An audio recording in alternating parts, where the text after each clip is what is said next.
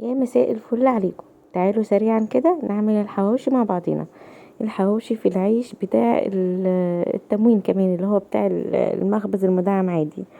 معايا هنا نص كيلو من اللحمه يكون فيها شويه كده من الدهون، ومعايا فلفل كتري بقى على قد ما تقدري، ومعاكي بصل برضو كتري على قد ما تقدري معاكي، لحد ما يعني يبقى الفلفل والبصل قد اللحمه. تمام. معايا هنا نص كيلو من اللحمه، معايا بصلتين كبار، معايا 4 أو 5 قرون من الفلفل، ومعايا كمان التوابل، معايا ملح ومعايا فلفل. ولو عندك توابل حواوشي هتحطي، لكن لو ما عندكش توابل حواوشي هتحطي قرفة، وهتحطي توم بودرة وبصل بودرة، يعني توابل متوفرة عندك، وهتحطي كمان قرفة. تمام. وهتحطي كزبرة ناشفة، معلقتين دقيق ومعلقة نشا. بعد كده هنحط وحط كمان شوية بيكنج باودر عشان ينفشولي اللحمة كده جوه العيش. اهي التوابل معايا: معلقتين من الدقيق، معلقة من النشا، كزبرة، فلفل اسود، بيكنج باودر، توابل من الحواوشي، ملح وفلفل، وممكن قرفة. تمام. لو عندك توابل اللحمه برضو ممكن تحطي ده، لو انت ما عندكيش توابل حواوشي.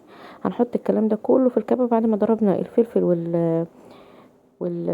والبصل. كمان حطيت فصين توم، وهبدا اعجن العجينه بتاعتي زي ما انتوا شايفين كده. بعد كده معايا العيش المدعم العادي خالص بتاعي اهوت، دوت اللي كان متوفر عندي. طبعا لو كان عندك عيش حواوشي يبقى احسن برضو، يبقى تخين. اللحم يعني تبقى متناسبة معاه اكتر. معايا هنا جريل عادي، طاسة خالص على النار اهي، هحط فيها شوية زيت او شوية سمنة او ليا لو عندك. وهبدأ بعد كده، بعد ما حشيت الحواوشي، انزل فيها الحواوشي بتاعي. هياخد لون من على الوش دوت، ومقلبيه على طول على الناحية التانية. وهدي عليه النار شوية برضو في الاخر كده عشان اتأكد ان اللحم بتاعي استوى من جوه.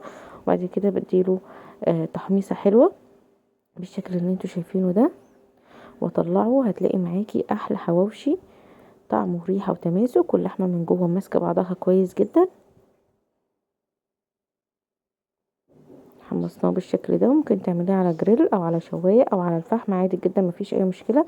اللحمة من جوه ماسك بعضها، طعمها حلو جدا.